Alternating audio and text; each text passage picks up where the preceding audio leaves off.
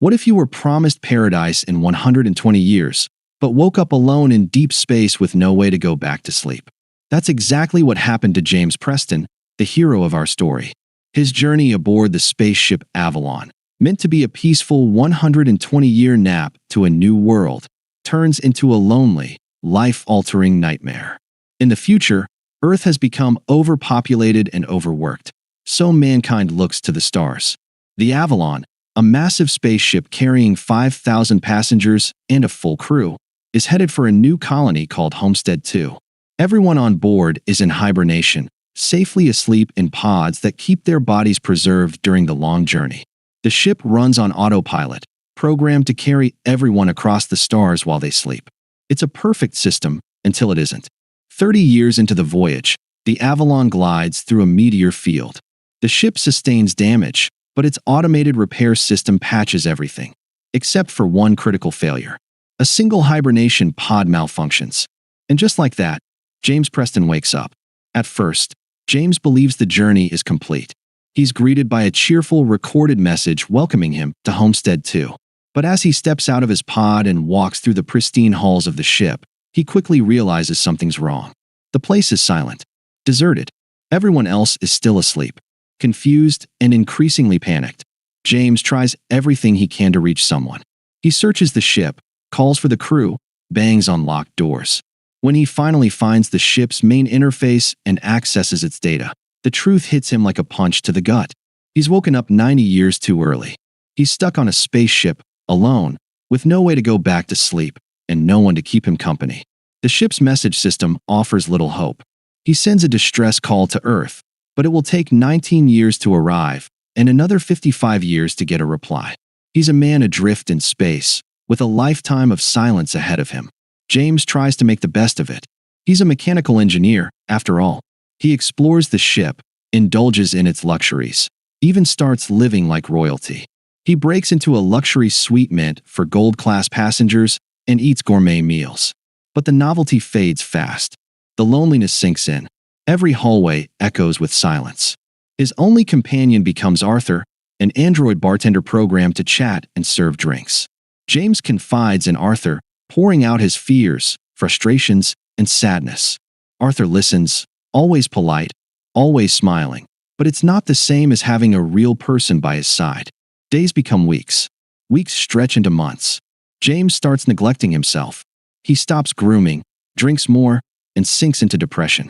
In a desperate moment, he puts on a spacesuit and walks to the ship's airlock, ready to end his life. But he stops at the last second. He can't go through with it. And that's when he finds her, Aurora Lane, a journalist and writer. Her hibernation pod glows softly among thousands. James reads her profile, watches her interview videos, and becomes captivated. She wanted to go on the voyage to write the ultimate story, a tale of humanity's expansion to the stars. James feels drawn to her, fascinated by her intelligence, wit, and beauty. Watching her videos becomes his only source of comfort. But as time goes on, he starts to entertain a dangerous thought. What if he woke her up? He knows it would be wrong. It would mean stealing her future. She'd be trapped, just like him. But the loneliness becomes unbearable. He argues with himself, tries to resist the temptation. He even tells Arthur he's thinking about it. Arthur offers no judgment. Finally, James gives in. He sabotages her pod, waking her up. Then he hides, pretending it was another accident. Aurora is terrified at first, just as James was. He comforts her, shows her around, and explains the situation. He lies, saying her pod must have malfunctioned like his. Aurora panics, but tries to stay strong. She believes there must be a solution. As the days go by, she searches tirelessly for a way to return to hibernation. She's smart, resourceful, and determined, but every path leads to a dead end. Eventually, she starts accepting her fate. To cope, she writes. She builds a routine. Slowly, she and James grow closer. They talk, share stories, laugh, and begin to bond. James opens up about his dreams of starting a new life on Homestead. Aurora shares her plan to write a book about her journey. They fall in love. James shows her the stars from outside the ship, floating in space suits. He plants her a Raal flower, something meant to grow on Homestead. He even builds a replica of her favorite building from Earth. Their romance deepens, and on her birthday, He gives her an engagement ring, but their bliss is short-lived. At the bar, Aurora tells Arthur that she and James have no secrets. Arthur, ever helpful, casually reveals the truth. James woke her up. Aurora is shattered. She confronts James in rage and despair. He confesses, admits everything, and tries to explain. He tells her he was alone, lost, and on the brink of ending his life. That she saved him without knowing it. But Aurora doesn't care. Her future was stolen. Her dreams shattered. She wants nothing to do with him. Tension builds. The ship begins malfunctioning more frequently. Lights flicker. Gravity fails. Doors won't open. Something is seriously wrong. Then the unthinkable happens. The ship's captain, Gus Mancuso, wakes up due to another pod failure. He's disoriented, but quickly realizes the danger. With his access to the ship's restricted systems, he helps James and Aurora investigate.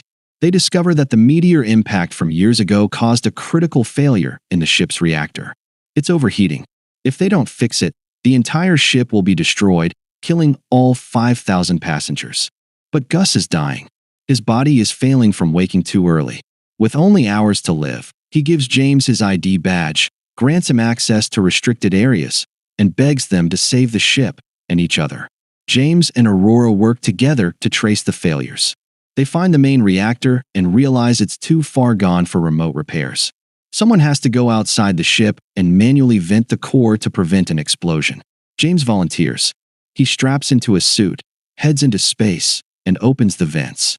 The heat is unbearable. The pressure immense. But he does it. The reactor cools. The ship is saved. Then James is blasted away from the ship. Aurora screams. She suits up, launches into space, and grabs him. Pulling him back aboard, she rushes to the medical bay. The robot declares him dead. Aurora begs it to try again. It refuses until she uses Gus's ID. It complies. James survives. In the aftermath, Aurora forgives him. She understands what drove him to make the choice. They repair the ship together. And then James reveals one final discovery. The medical pod has a hibernation function. One person can go back to sleep. He insists Aurora take it. She can still reach Homestead, write her book, live her dream. But Aurora chooses to stay. She chooses him. They live out their lives together, turning the Avalon into a home. They plant trees, build a garden, create life aboard a ship meant only for sleep. 88 years later, the ship arrives. The crew wakes to a breathtaking sight, nature growing wild inside the ship.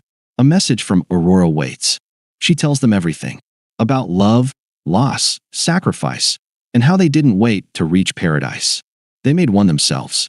Sometimes, the dream isn't where you're going. It's what you build when you're lost, together.